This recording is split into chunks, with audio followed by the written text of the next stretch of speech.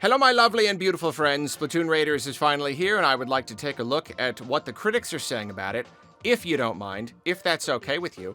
And looks like it's got an 81 overall Metascore, which, I'm not going to lie, I was kind of hoping it'd be like a little bit higher. 80, as always, is like definitely not bad. I mean, like, it's pretty darn good. We're just kind of hoping for more like mid-80s range, maybe pushing up a little bit. Anyways, just not super far away from the 70s, but whatever. Seems to be overall mostly positive, a little bit of mixed, and one negative. Interesting. I'm very curious to see what that's all about. Let's get started here. We do have a small handful of hundreds, maybe not quite as many hundreds as some other recent releases, but any hundreds at all is still pretty good. Pocket Tactics says, Splatoon Raiders officially earns our seal of approval as a fantastic game in the franchise. Whether you go it alone or get help from other players, searching for loot and mining ore has never been so fun, thanks to the amount of weapons and gadgets you can equip to blast enemies out of existence. Plus, you get to hang out with Deep Cut, which is always a fun time. Hard agree. Then Tech Radar Gaming also gives it 100 and says, Splatoon Raiders is a wonderful solo reinvention of the popular multiplayer series, filled with smartly designed missions and endlessly engaging progression systems. Underpinned by the franchise's fantastic shooting mechanics, it's a fresh and exciting adventure that should be in every Nintendo Switch 2 owner's library. Omelette similarly gives a 100. Splatoon Raiders doesn't take itself too seriously and knows its audience. It's not trying to redefine gaming, it's just a fun, lighthearted ride that doesn't underestimate the audience or hold back on its mechanics. Our final 100 score comes from Well Played, who says, You know you've hit gold when your biggest criticism of a game is that you just wanted more. Between the fast-paced technical gameplay, the depth of the build mechanics, and the irreverent design that underpins the Splatoon series, this is an experience that's shockingly hard to fault. Go play it. Go play it. Always a good sign. And then, unfortunately, we already dipped down to 90. We don't even really have... I know not everybody goes by, single...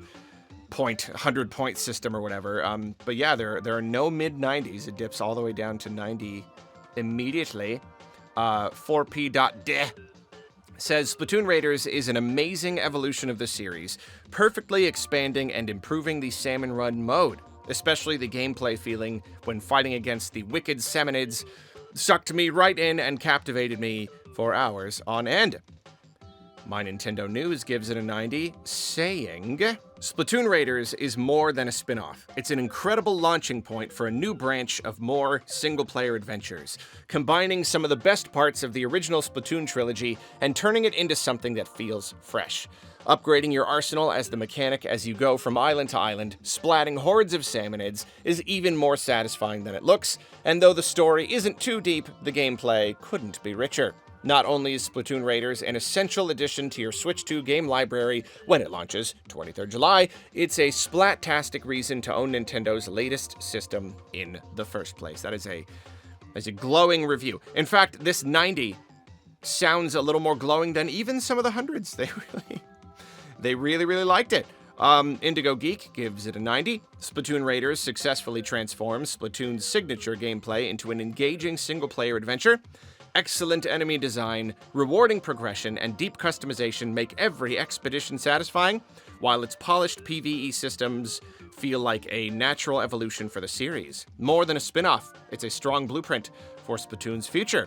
And that is something that we are seeing come up. It's come up a couple times so far. It's just saying, like, it's not just a fun spin-off. Like, this really should be kind of a blueprint for the future. Whether that means more sequels of this exact formula, or just more pieces of Splatoon spun off into their own whole games. The Sixth Axis gives it a 90. Splatoon Raiders is great. Putting more of a focus on solo and co-op for this game has led to an adventure with a really satisfying progression as you level up, grind stages for experience and gear, and build up your loadout to tackle the next big challenge.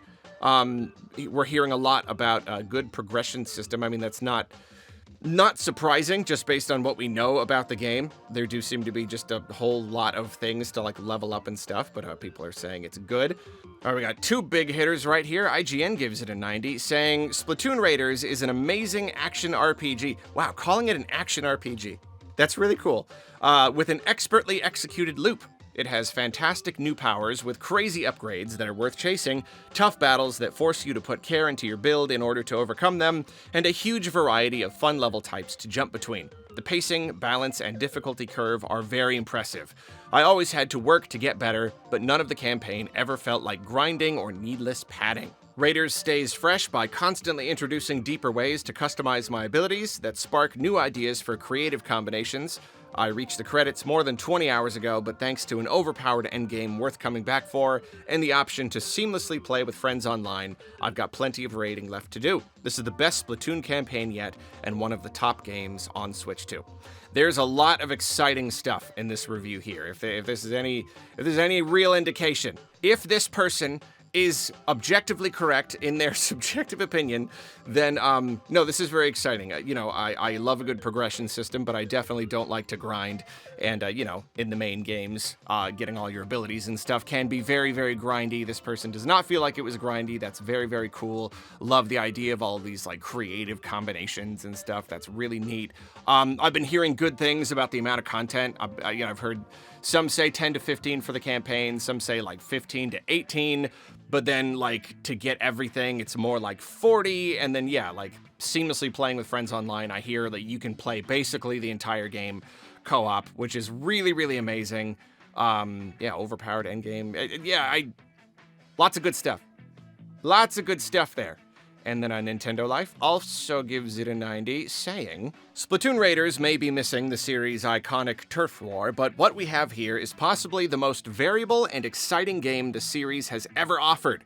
Regardless of your skill level or personal playstyles, the game is able to cater to practically any taste, and all whilst delivering one of the most enjoyable gameplay loops on the console. It looks good, runs fantastically, and you can play practically the whole thing with friends if you wish. See, that's what I'm talking about. Not only that, but Nintendo's flogging it for a bargain price. It may not push any boundaries within the genre per se, but it's difficult to find anything negative to say about it. It really is a must-play for almost everyone. That's awesome. Most variable and exciting game in the series has ever offered. Yeah, and I forgot to point that out about the IGN one, saying it's the best campaign. That's really saying something. The campaigns in these games are very, very, very, very good. So, yeah, that is exciting. We got a bunch of other 90s here. Tierra Gamer Gfinity. Let's do Nintendo Insider. Gives it a 90. Says, Splatoon Raiders is a brilliantly Moorish extraction shooter whose ink-based gameplay helps make a well-trodden genre feel fresh and interesting. A great time alone, assisting others, or grouping up with 3 friends, Splatoon Raiders proves there's far more to be done with this series, and I, for one, cannot wait for where we go next. 90. All right, we finally dipped down into the 80s. Game Informer gave it an 88. Though Splatoon's single-player content has always been underappreciated, Splatoon Raiders makes it impossible to ignore, shining a bright light on the series' oft-slept-on side. Level Up says Splatoon Raiders successfully transformed Salmon Run into a full-fledged PvE adventure. Its addictive progression, satisfying combat loop, and rewarding customization make it one of Nintendo's most compelling multiplayer experiences. While repetitive environments and a less memorable soundtrack prevent it from reaching perfection, this spin-off proves that expanding a great idea can be just as exciting as creating a new one. Well, we have our first criticisms, I think, so far. Our first real criticisms. This person feels the environments are a little repetitive, soundtrack a little less memorable. So very, very light criticisms, not too bad. We get down into 87. Let's do, Video Chums say, Splatoon Raiders is such a fun action platformer that it's really hard to put down, especially as you keep unlocking new features and gadgets that make the incredibly entertaining combat more personal and engaging. Plus, it's so stylish that you feel cool just for playing it. So the only two, I believe the only 2 genre names we've seen claimed so far are action platformer and action RPG, which is pretty funny. I mean, I guess never mind. People do mention shooters, but it is funny to see like what other genres get get brought up in the conversation of Splatoon. It really does tick a lot of boxes. It really does kind of meet the criteria for a lot of different genres. Nintendo 86, Splatoon Raiders isn't the grand single-player campaign the series has been begging for, yet it hides the smoothest, most brilliant gameplay Nintendo has ever put together. Wow, big words. Its looting loop is addictive, and co-op rounds out an adventure only held back by a tangled difficulty system and modest long-term content. Okay, so another couple little criticisms there. But they say the gameplay is just great. 85. What does Destructoid say? They say Splatoon Raiders is a looter shooter wrapped in Nintendo's kid-friendly world, but it's not to be slept on. While not as deep or complex as some other games in the genre, its charm, loot chase, and satisfying gameplay loop make it one of my favorite games of 2026 so far. Very, very nice. 85, lots. So, wow, the average is 81, and we've seen a good number of hundreds and 90s and 85s. So, like, I don't know. Are things about to go south? Because we're still above the average right now. Only just now with Combo Infinito have we gotten below that 81 average. They say, with their 80, Splatoon Raiders successfully transforms the franchise into a cooperative looter shooter while preserving its unique identity. The signature ink-based mechanics blend naturally with exploration, character progression, and fast-paced missions, creating an addictive gameplay loop. Excellent performance on Nintendo Switch 2, charming visuals, and a rewarding upgrade system make the experience consistently enjoyable, even if repetitive mission design occasionally sets in. There's a little bit of that repetition again. The lack of Brazilian Portuguese localization is disappointing, but it doesn't overshadow what is ultimately a creative and refreshing new direction for the Splatoon series. All right, 80. Screen Rant says Splatoon Raiders offers up a new twist on the decade-plus old formula, but could have gone further. Okay, so they feel like it could have been more. Which I get, if you're going to spin off the game, you may as well do more with it. General consensus is that it doesn't really push any boundaries. It just kind of does what it does real well, and I'm pretty all right with that. GameSpot, I would be surprised if Splatoon Raiders supplants the main Splatoon titles. The series is a big success for Nintendo, so clearly the competitive ink-splattering multiplayer has found an audience, but Splatoon Raiders shows a new degree of flexibility for the franchise, with a single-player campaign that's much more satisfying than its past attempts to inject a story campaign into the main games. That's saying a lot, because the other campaigns, they were short, but they were still really good.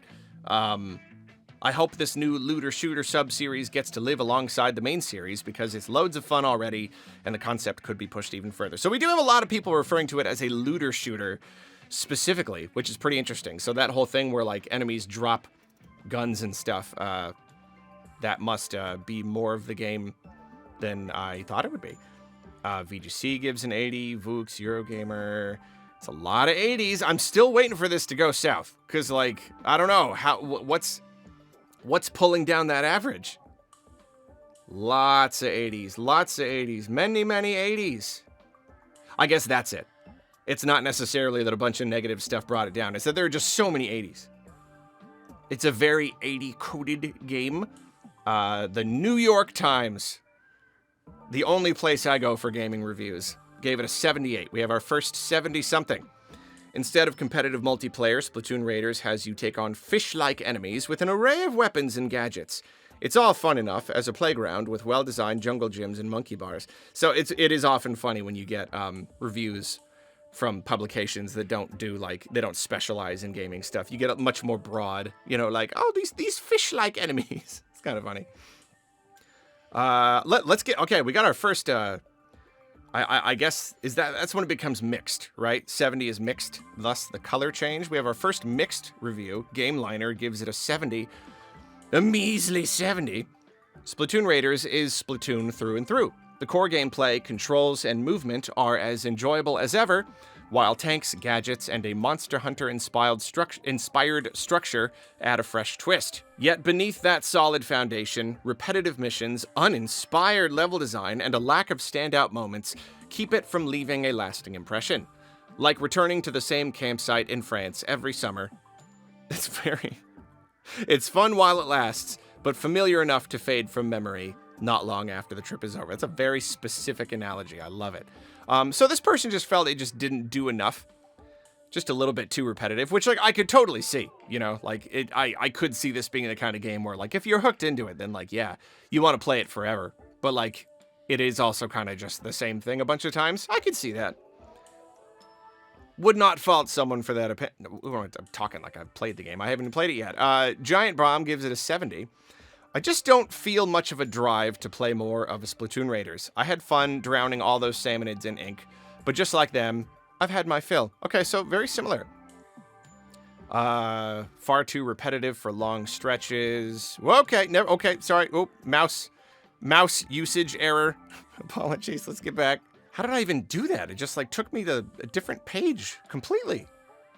I don't understand. How did that happen? I don't know. I'm going back. Hold on. So yeah, basically, the main criticism people have is that it's just a little repetitive. Doesn't really quite do enough. I am seeing plenty of people say that the story isn't super substantial, which is definitely a shame. I feel like, you know, I feel like the campaigns that we've gotten usually do have some pretty darn, like, punchy story beats near the end, big, like, lore revelations and stuff. So with a primarily, like, a full-fledged single-player experience, I would hope it had a better story, because they have just, like, more time to explore the story. So, I don't know, that is a little bit disappointing to hear. Screen Hub, 70, down into 65s, id or ID. Splatoon Raiders is a game for everyone to have fun with, mainly thanks to the delightfully fluent gameplay and large number of options. Unfortunately, all that freedom doesn't make for a mechanically interesting game. That's a strange claim. Right there. I mean, I don't know. I guess the word interesting, you could kind of interpret that different ways. I feel like Splatoon just as a whole is very mechanically interesting, and they've added a whole lot of, like, systems and stuff here. So to say that it's not mechanically interesting, that itself is interesting. Down into 60s. Comic Book says, in spite of some drawbacks, there's still plenty of enjoyment to be had with Splatoon Raiders. Its fast-paced combat and short levels make Raiders a great game to play in brief bursts, which is particularly ideal for those who play Switch 2 while on the go. Nintendo has found with Raiders that it can absolutely expand the Splatoon IP outside of its trappings as a competitive multiplayer series with ease, but there's still plenty of room for improvement and ingenuity of this spin-off, if this spin-off were to get a sequel of its own in the future. So, what we have here is a person who actually knows how to use the rating system. What we have here is a person giving a thing a 60, even though they like it. They think it's a good game. It's on the good side of the spectrum. It's just not, like, special enough to go higher than a 60. That's a real use of a 60. Normally a 60 is like, that's when you're like, this game stinks. So good on you, Comic Book. I appreciate that. Here we go. We have our one and only negative. Guardian gave it a 40. This is the biggest surprise about Splatoon Raiders. It is pedestrian. Ooh, pedestrian. If you've played one of dozens of modern cooperative action games, you've played how can you, okay, opinions is opinions, but, like, come on, Splatoon is unlike other shooters. It ain't like the other shooters, right? Just at its core, Splatoon is already a very different experience. With the ink and the swimming and stuff. Even stylistically. Yeah, that's a little surprising. It's a little bit surprising, but again, I don't know. I haven't played the game myself. And then, as usual, polygons at the bottom, because they don't give scores, but I'll read it anyway. The glee of dirtying every surface in sight still triggers some juvenile instinct in me. In setting aside multiplayer tactics and focusing on sloppy fun, Splatoon Raiders is the most kid-friendly rage room in town.